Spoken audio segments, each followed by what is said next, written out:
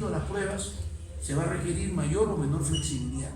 Por ejemplo, para hacer el salto alto, evidentemente se requiere flexibilidad, pero en cambio para lanzar un martillo o una bala, se requiere probablemente más fuerza que flexibilidad. Este análisis, que es un análisis básico, elemental, lo deben saber ustedes. Lo que yo estoy haciendo es aplicar un conocimiento de biomecánica al análisis de los deportes, ¿no? Entonces ustedes tienen que ver en el deporte que practican qué es lo que va a predominar: flexibilidad, fortalecimiento, musculación, ¿de acuerdo? Ustedes han visto los panamericanos, sobre todo es muy bonito ver la gimnasia practicada por mujeres. ¿Acaso las niñas son gruesas, son musculadas, son de gimnasio? O sea, el término se ha ido deformando, ¿no se dan cuenta? La gimnasia sueca no pretendía que la persona, o en este caso la mujer, tenga pues unas pantorrillas así, ¿no? Eso se ha ido deformando con el tiempo, en el sentido de que esa gente muscula.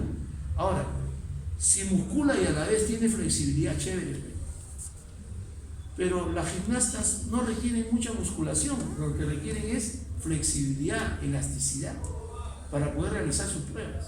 Sobre todo, ¿no?, las pruebas que se hacen en tapete, ¿no? Ahí se requiere. Probablemente ya si tenemos pruebas en barras o en anillos, ahí se requiere un poco más de fortaleza, ¿de acuerdo? Por eso inclusive dentro de los deportes, de las diferentes disciplinas, hay especializaciones.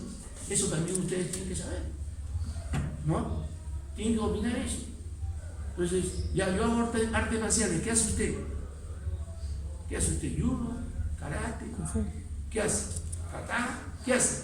Y de acuerdo a eso, ver qué es lo que tiene que predominar. El otro movimiento es el movimiento de inclinación lateral, ¿no es cierto? Entonces, la inclinación lateral, ¿en qué momento la utilizamos? Uno dirá, bueno, cuando nosotros caminamos hacemos un poco de inclinación lateral, sí, pero es un movimiento de inclinación lateral relativamente leve, ¿ya? ¿Por qué? Porque la marcha o la carrera es un movimiento hacia adelante, y entonces cuando hacemos hacia adelante probablemente los movimientos que más vamos a necesitar son los de flexión y extensión. No hacemos un movimiento hacia los costados, ¿no? Pero de repente puede haber algún otro deporte donde se utilice mucho la inclinación lateral de la columna. Y el último movimiento es la rotación, ¿no es cierto? La inclinación lateral y la rotación se realizan sobre las mismas articulaciones que hemos señalado, ¿ya? Solamente que, por ejemplo, si hacemos rotación, inclinación lateral a la derecha, las vértebras se deslizan en ese sentido, hacia el lado derecho, ¿ya? O sea, es un deslizamiento lateral. Cuando hacemos flexión, las vértebras se deslizan hacia adelante. Cuando hacemos extensión, las vértebras se deslizan hacia atrás, ¿ya? Y cuando hacemos inclinación lateral, las vértebras se deslizan hacia ese lado. Y entonces, a nivel, ¿qué ocurre? Los cuerpos vertebrales se van deslizando unos sobre otros hacia el lado hacia donde queremos hacer el movimiento.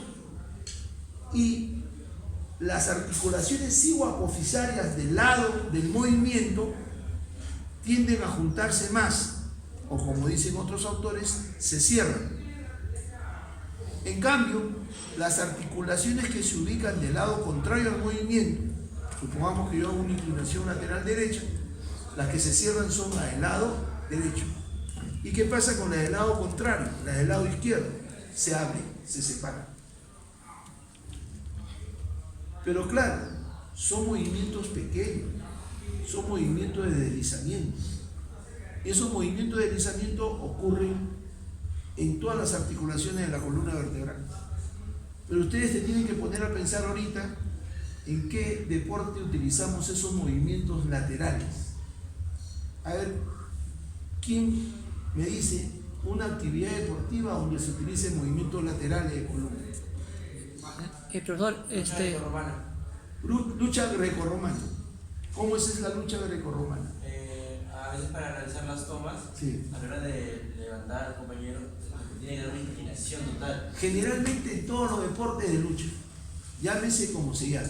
Por ejemplo, en el sumo, ¿no? Que es un deporte de origen japonés, ¿no?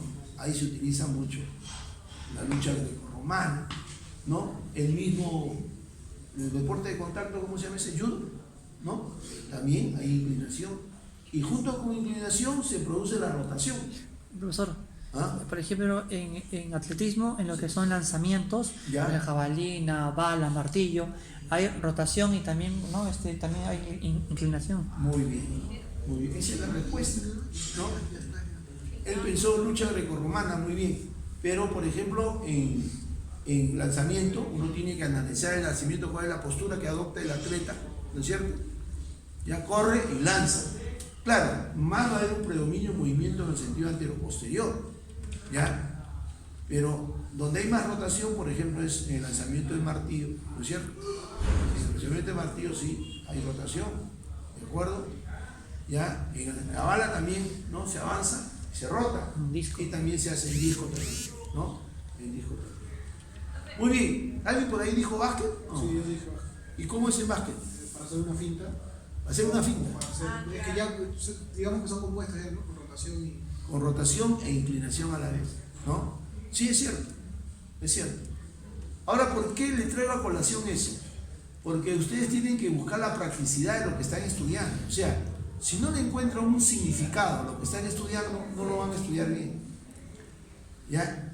Entonces, ustedes tienen que decir, bueno, yo hago tal deporte, ¿realizo o no realizo inclinación lateral? ¿Y en qué parte de los gestos motrices del mismo deporte que yo practico hay inclinación lateral? ¿No? Alguien me dice, profe, yo hago ajedrez. Ah, chico, pero en ajedrez no es actividad física, ¿no? Ajedrez es un deporte donde predomina la actividad mental, ¿no? Pero pueden haber en el mismo fútbol, ¿no? En el mismo fútbol saltamos, podemos nosotros cabecear lateralmente, ¿no? Se puede hacer un cabezazo lateral y entonces inclinamos la cabeza hacia ese lado. O podemos hacer un cabezazo en el sentido antero-posterior, flexionamos la cabeza hacia ese lado. Profesor, también en mismo atletismo está el salto con garrocha. La flexibilidad que tiene que tener es una combinación de gimnasia con atletismo. También se da en los saltos altos, que es el salto fósfori y el Brummel, donde no hay una combinación. Claro, ahí hay, primero en el fósfori, hay una extensión, una hiperextensión del tronco, luego el tronco tiende a horizontalizarse y luego tiende a girar. En el aspa de molino. En el aspa de molino. Ah, Los que son, por ejemplo, la articulación ciérrate la puerta, hijo, por favor, porque entra mucho ruido. intervertebral, o sea, en el libro que estaba revisando, leí que era una articulación plana. ¿Cómo? Una de tipo plana. Claro, las articulaciones ciboapofisarias son sinoviales de tipo plana o artrodia también le llaman. Claro, o sea, yo, claro, ahí ya, porque es que quería saber porque yo No, sí está bien. Solamente que, por ejemplo, si es una articulación plana, no se le puede mensurar desde el punto de vista de angulación, porque solamente son movimientos de deslizamiento. Pero en su conjunto sí se puede hacer un examen goniométrico, ¿no? De amplitud goniométrica en ángulos, que es lo que vamos a hacer a continuación después de esta tarea. Muy bien, entonces ya con eso hemos terminado la columna vertebral. Parecía difícil, pero es fácil. Pasamos. Profesor, también me acuerdo en natación, el estilo mariposa, la ondulación que hace. Ah, claro. También el pecho. Claro, el pecho también, ¿no es cierto? El pecho también. O sea, ustedes tienen que ver, y yo en el examen les voy a tomar eso, pues, ¿no? ¿Qué movimientos se realizan en este deporte X? Entonces ustedes tienen que decirme qué movimientos se realizan, ¿no? Se supone que todos ustedes conocen ya los deportes básicos, ¿no? Tanto los que se hacen en tierra como los que se hacen en agua, ¿ya? Recuerden que los deportes han ido incrementándose paulatinamente. Por ejemplo, frontón. ¿Era un deporte olímpico hace 50 años? No, era un deporte olímpico. ¿De acuerdo? Entonces, los deportes, yo recuerdo, la olimpiada que yo recuerdo era cuando yo tenía 12 años, que fueron las Olimpiadas de Tokio, que marcaron Antes y un después. hito, ¿no? Un quiebre en el mundo, porque Tokio, Japón, en esa época, y ahora nuevamente se van a repetir las Olimpiadas en Tokio, ¿no? Después de cuántos años, ¿no? El 64 fueron, Chévere. ya, más de 50 años, ¿no? Casi 56 años. ¿Por qué? Porque Tokio le metió mucha tecnología japonesa a la Olimpiada. Por ejemplo, ya no había pistoletazo en el momento de la partida de los 100 metros planos, 200 metros, 400. Ya había Chicharro. un sistema Electrónico.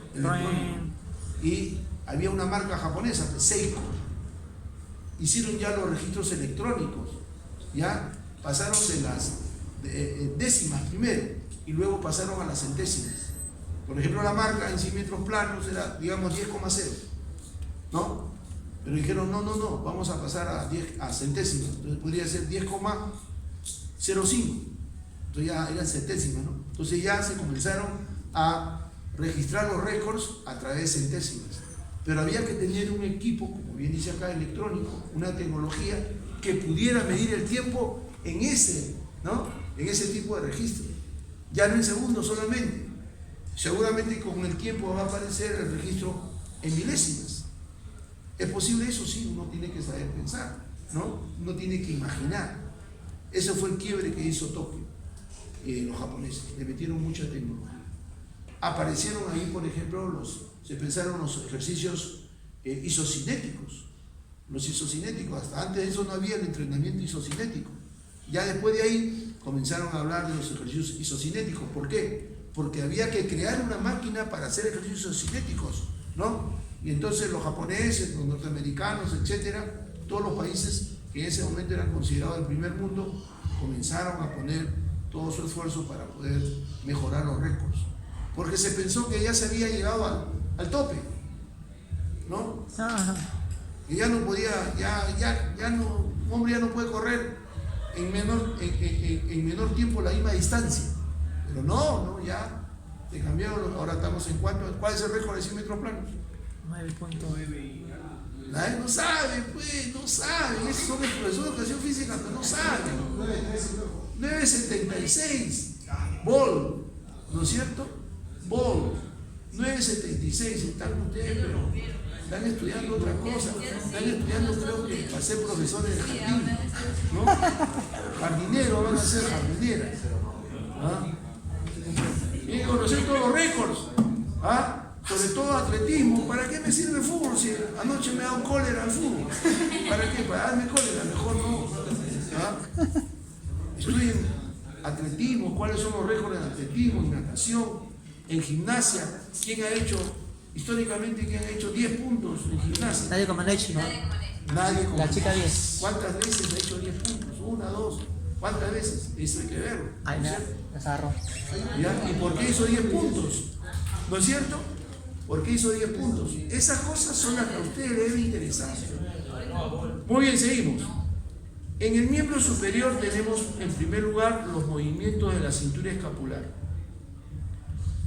Como le dije en la clase pasada, la cintura escapular es la unión entre la clavícula y la escápula. ¿Ya? Pero a su vez, la clavícula y la escápula, dime Jenny, eso quiero que sepan, porque la escápula no tiene una unión directa con el tronco, con las costillas. En cambio, la clavícula sí se une directamente con el esternón y forma la articulación esternoclavicular. ¿Ya? Esta articulación es de tipo sinovial y del subtipo, uno le llaman condilia y otro le llaman encaje recíproco. Ahora, ¿cuál es la diferencia en el esternoclavicular?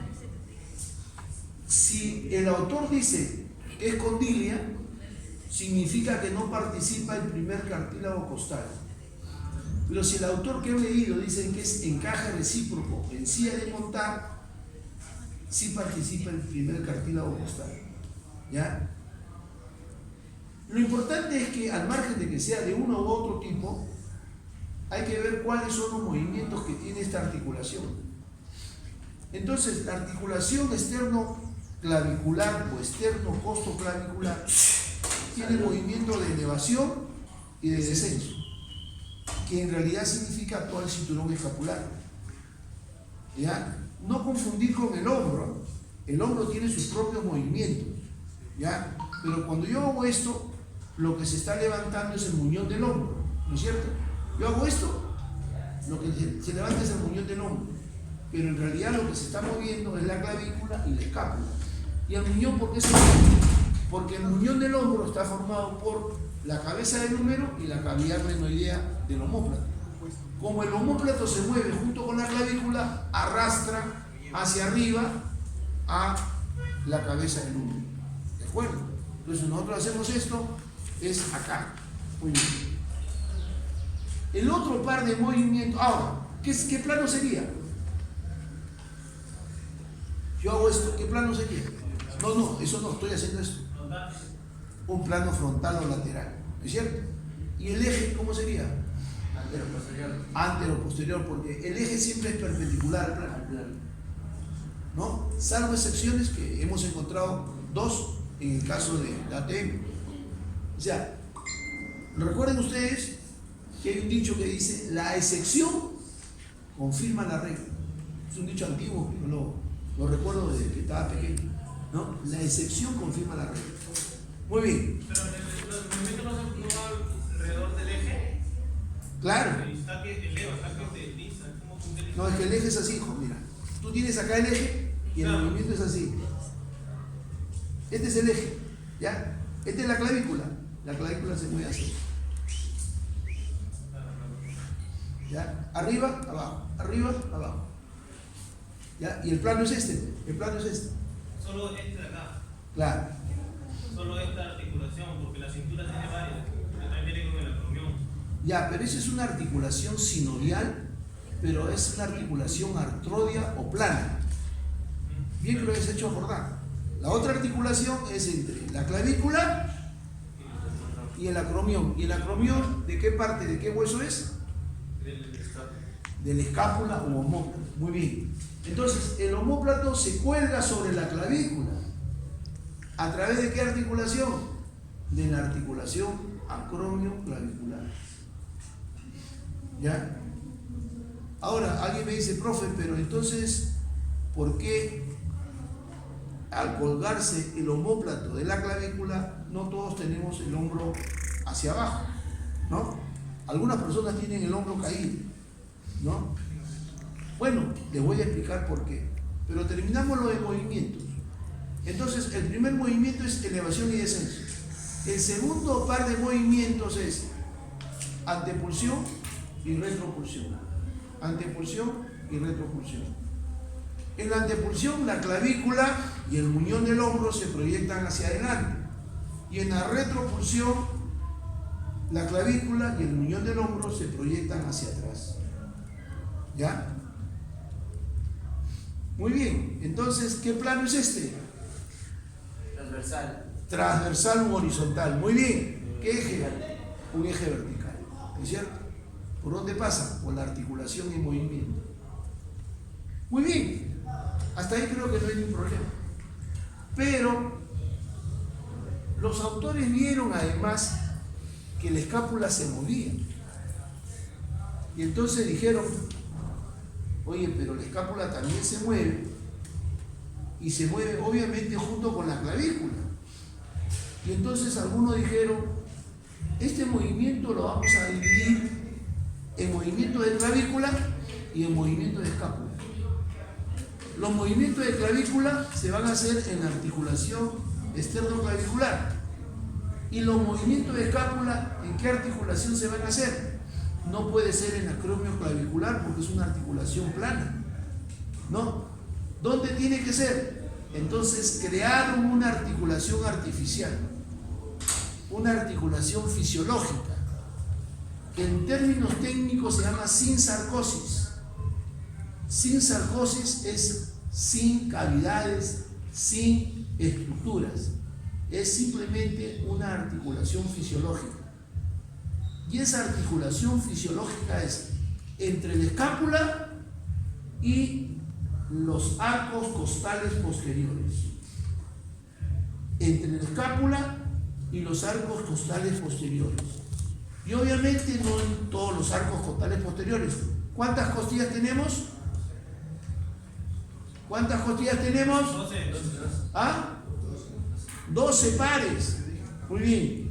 De ellas, ¿cuántas se consideran verdaderas?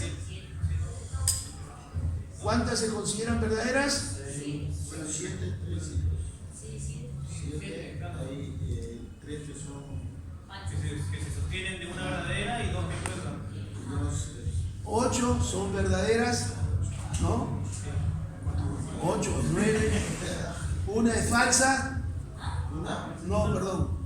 8 son verdaderas, no, 10 son verdaderas y 2 son, no, 8 son, perdón, 7 son verdaderas. 7 son verdaderas, 3 son falsas y 2 son flotantes. ¿Ya? 7 son verdaderas, 3 son falsas y 2 son flotantes. Ahora, la escápula, ¿con cuál de esas costillas se mueve? Con la verdadera. ¿Me entiendes? Con la verdadera. Entonces, se formó una articulación fisiológica y dijeron, bueno, cada vez que la clavícula se va para arriba, la escápula también se va para arriba. Cada vez que la clavícula se va para abajo, la escápula también se va para abajo. Entonces hablaron de elevación y descenso de la clavícula. Cada vez que la clavícula se proyecta hacia adelante, la escápula se va hacia afuera. Y entonces a ese movimiento le pusieron abducción de escápula. Abducción de escápula. Abducción, porque se aleja de la línea media posterior. Y cada vez que la clavícula se va hacia atrás, la escápula se va hacia adentro, y entonces eso llaman aducción de escápula. Entonces tenemos elevación y descenso, abducción y aducción. La elevación y descenso equivale al mismo elevación y descenso de la clavícula. La abducción equivale a la proyección anterior y la aducción equivale a la proyección posterior. Sin embargo, los autores dijeron existe un par más de movimiento de escápula que se realiza cada vez que el hombro se mueve. Bien, encuentren la diferencia que hay entre hombro y cintura escapular. El hombro es la glenohumeral. Eso tiene su propio movimiento. Entonces, cuando hacemos flexión de hombro, la escápula hace un movimiento de rotación. Y cuando hacemos extensión de hombro, la escápula también hace un movimiento de rotación. Solamente que en la flexión, la escápula rota hacia arriba y hacia afuera. Y en la extensión de hombro, la escápula rota hacia abajo y hacia adentro. Estos son movimientos desde el punto de vista de la terminología de acciones y funciones musculares, se llaman movimientos sinérgicos o conjugados de la escápula en relación a los movimientos del hombro. Entonces, si uno quiere llegar por encima de la horizontal haciendo movimientos de hombro, necesariamente tiene que participar la escápula. ¿Ya? Si no podemos hacer más allá de 90 grados, por ejemplo en la abducción de hombro, hay que investigar a la escápula, porque de repente el movimiento no va más allá de 90 grados porque la escápula no se mueve bien, que puede suceder. ¿Ya? Este es un movimiento que tiene 180 grados y entonces la escápula se mueve a lo largo del movimiento, sobre todo a partir de los 30 grados de abducción, la escápula se comienza a mover. Muy bien, entonces agregaron un par más de movimientos a la escápula. ¿Cuáles son esos movimientos? Rotación superior y rotación inferior. No confundir con rotación externa y rotación interna. No, esa terminología no se usa en escápula. Se usa rotación superior y rotación inferior. ¿De acuerdo? Muy bien. Entonces, en resumen, la cintura escapular en su conjunto tiene dos pares de movimientos, ¿ya? Pero además hay que agregar un par de movimientos propios de la escápula, que son los movimientos de rotación, superior e inferior. Pero esos son movimientos que se hacen a partir de otros. Claro, se hacen en función de, no son movimientos puros. O sea, ¿podría repetir?